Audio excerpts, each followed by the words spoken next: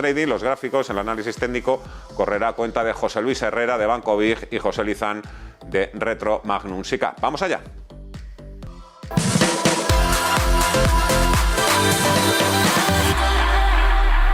Vamos allá en primer lugar con Natalia Aguirre, directora de análisis de Renta 4 Banco. Hola Natalia, ¿qué tal? ¿Cómo estás? Muy buenas tardes. Hola, ¿qué tal? Buenas tardes. ¿Están perdiendo el miedo los inversores a la bolsa?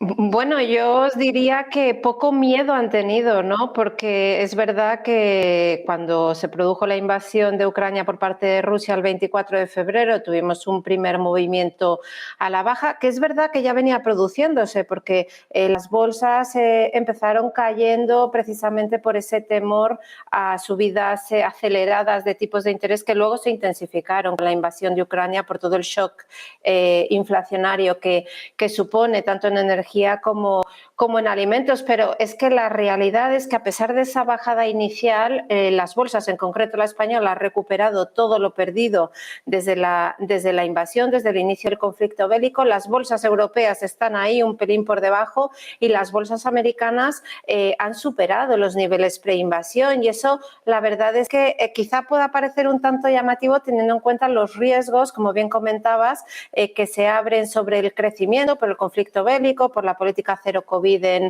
en China, pero también es cierto que los inversores al final, en un contexto de subidas de tipos de interés, tienen que buscar rentabilidad allá donde la haya, y yo creo que en ese sentido la renta variable sigue siendo el activo que ofrece mejor binomio rentabilidad-riesgo, aunque siempre eligiendo muy bien los valores. No es que estén perdiendo el miedo, sino que están ganando en confianza, se podría hacer esa lectura. ¿Tiene algo que ver esto? Claro, cuando empezaron los primeros anuncios de que iban a empezar a subir los tipos de interés, pues ahí hubo bastante agitación, las bolsas dieron un paso atrás, pero ahora parece que hay un cambio de tercio en el sentido de que cuando los bancos centrales dicen que van a subir los tipos de interés, la bolsa sube. Sí, a ver, aquí la gran cuestión es cómo es ese endurecimiento monetario, y si ese endurecimiento monetario, esas subidas de tipos de interés, esa reducción de balance, en el caso de la Reserva Federal norteamericana, pueden llegar a cuestionar el crecimiento económico o no. Porque una cosa es que la política monetaria se normalice y lleguemos a unos niveles de condiciones de financiación que no son tan laxas, tan favorables como han sido en los últimos años, porque era una situación extraordinaria, ¿no?, para hacer frente a todo el tema del COVID. Y otra cosa es que nos pasemos a una política monetaria restrictiva, que lo que podría hacer es frenar el crecimiento económico, incluso llegar a derivar, en el peor de los casos, en una recesión y en la tan temida esta inflación. Entonces, los mercados lo que están recogiendo ahora las bolsas es que esa normalización monetaria van a ser capaces de implementarla los bancos centrales sin estropear, por decirlo de alguna manera, demasiado el crecimiento económico. Entonces, ahí es donde estamos, y es la gran cuestión de fondo, ¿no? Porque hemos visto esta semana revisiones a la baja por parte de previsiones de crecimiento del PIB global por parte del Banco Mundial, por parte del Fondo Monetario Internacional, que son lógicas, y en ese contexto también es previsible que veamos algo de revisión a la baja de beneficios empresariales. Entonces, nosotros somos un tanto cautos en estos niveles porque como digo, hemos recuperado todo lo perdido desde que estalló el conflicto bélico, y aún está por ver el impacto que tenga toda esta situación en crecimiento económico y en beneficios empresariales. Hablemos de tipos de interés en Europa. Luis de Guindos admite la posibilidad, dice que sería posible ya una subida de tipos de interés en julio. Yo creo que no hablan en condicional. Evidentemente siempre tienen la oportunidad de dar marcha atrás, pero esto parece ya que es inevitable y que marca el camino y que se adelanta esa subida de tipos de interés. No será ni en septiembre ni en diciembre. Empezamos ya a visualizarlo en julio. Bueno, a ver, si recordáis exactamente lo que ha venido diciendo el Banco Central Europeo desde hace tiempo es mi programa de compras de deuda, el APP, se acabará en el tercer trimestre.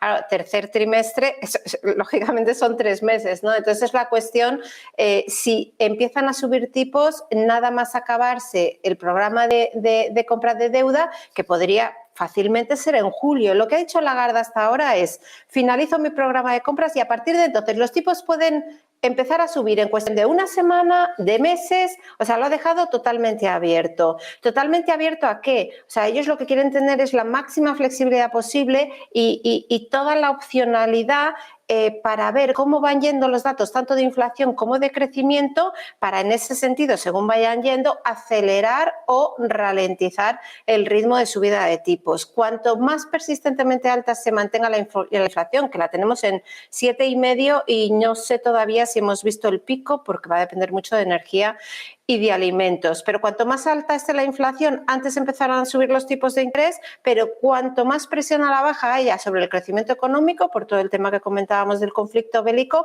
más les frenará. ¿El mercado qué está pensando? Pues el mercado está pensando que sí, que pueden empezar las primeras subidas de tipos en julio, antes estaba más bien en septiembre, que puede haber ahí una primera subida de tipos en el tercer trimestre y una segunda en el cuarto trimestre. Eso te llevaría a un tipo de depósito a 0%, ahora mismo recordad que lo tenemos en menos 0,5%, y bueno, pues ahí es donde está barajando el mercado, pero ya os digo, igual que en el caso de la Fed van a un ritmo muy intenso de subidas de tipos y de normalización monetaria, yo creo que aquí la cuestión va a estar un poquito más abierta en función de cómo vayan saliendo los datos de inflación y de crecimiento. ¿Los bancos españoles ya han descontado esas subidas de tipos de interés en Europa? Entiendo que sí. Entiendo que sí, pues le iba a preguntar por un poco cuáles son los bancos un poco que se pueden ver más beneficiados por ese cambio de tercio o ese nuevo ciclo de subidas en los tipos. Sí, pues yo te diría, han descontado parte, no todo. ¿Cuáles son los bancos que tienen más exposición o más sensibilidad a esa subida de tipos de interés por parte del Banco Central Europeo? Pues son dos, son el Sabadell por un lado, CaixaBank por otro. ¿Y por qué? Bueno, pues fundamentalmente porque gran parte de su cartera es crédito hipotecario, se reprecia más rápido, en el caso de Sabadell también crédito a empresas. Para que os hagáis una idea, 100 puntos básicos de subidas de tipos de interés, os estaba hablando que de aquí a fin de año se esperaban más 50 puntos básicos, estaríamos hablando que podría tener un impacto a 2 años vista, ¿vale? Dentro de 2 años, de más 25, más 30% en el margen de intereses del Sabadell o de CaixaBank. Evidentemente, esto es un impacto muy positivo. Lo que pasa es que también hay otro impacto potencial que aún no tenemos tan claro, que es si se ralentiza el crecimiento económico, cómo va a impactar en los volúmenes de crédito y cómo va a impactar también en el coste del riesgo, ¿no? En el volumen de provisiones que tengan que hacer los bancos. Por eso no se ha descontado en su total medida las potenciales subidas de tipos de interés. Yo creo que va a ser una lucha, ¿no?, entre margen de intereses hacia arriba y provisiones quizá también al alza por el deterioro de la situación del escenario macro. Sabadell es uno de los componentes de la cartera 5 grandes de Renta 4, si no me equivoco, ¿no? Efectivamente. Tenemos en banca tenemos a Sabadell y a BBVA en la cartera de 5 grandes. ¿No le he preguntado por los resultados de Bankinter? Pues nos han parecido buenos, francamente. Aquí volúmenes bien, de momento no se nota ningún impacto, margen de intereses en línea, comisiones superando expectativas, y luego yo creo que había 2 puntos principales de atención que generaban incertidumbre al mercado y que nos ha permitido cierta tranquilidad. Uno es el tema de los gastos de explotación en el contexto actual de presiones inflacionistas, pero la verdad es que han crecido por debajo de lo esperado, y el otro era el tema de las provisiones, ¿no?, del coste de riesgo que comentábamos, hasta qué punto podíamos ver cierta presión ahí o incluso revisión al alza del coste del riesgo en la guía anual por ese cierto deterioro esperado en la actividad económica. Y de momento Bankinter ha decidido mantener sus guías para el conjunto del año, y la verdad es que, como bien decíais antes, el mercado lo está tomando muy bien, ¿no? Está subiendo de forma apreciable la cotización. Hay un tercio de compañías del IBEX 35 que ha entrado ya en positivo, lo hizo ayer, que acumulan unas revalorizaciones este año del 10%. Se habla mucho, se editorializa mucho estos días en los periódicos financieros en el sentido de si el IBEX 35 es un buen refugio en estos momentos ante la incertidumbre en la bolsa. Pues la verdad es que lo está haciendo francamente mejor. Era algo de lo que hablábamos cuando presentamos la estrategia anual el pasado mes de diciembre, que pensábamos que este año, evidentemente no sabíamos todo lo que iba a ocurrir, pero sí que pensábamos que este año el IBEX lo podía hacer mejor, y de hecho lleva una subida en torno al 1 o 2% frente a una caída del 8% del Eurostoxx en el acumulado del año. Y yo creo que hay varias razones de fondo, ¿no? Bueno, primero, el peor comportamiento relativo que llevamos acumulado, no solo en 2021, sino en todos los los años anteriores. Tenemos también una menor exposición a Rusia, que sobre todo quiero decir en el sector bancario, no somos como una Alemania, una Francia, una Italia, ¿no?, que tiene mucha más exposición de su banca al área, a aquella geografía, ¿no?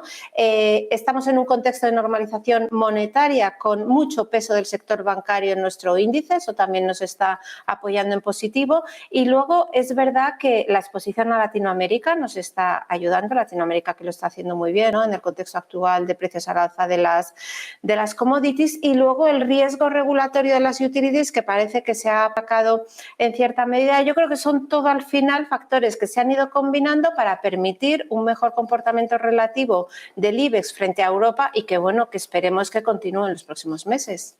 Ojalá sea así y este año nos dé unas cuantas alegrías que falta hace. A nivel índice, digo, porque luego, claro, todos estos años que se ha martirizado y criticado tanto al IBEX 35, algunos de sus componentes han dado también importantes retornos. Natalia Aguirre, directora de análisis de Renta 4 Banco, muchísimas gracias como siempre. Un fuerte abrazo y hasta la próxima. Adiós. A vosotros, un abrazo.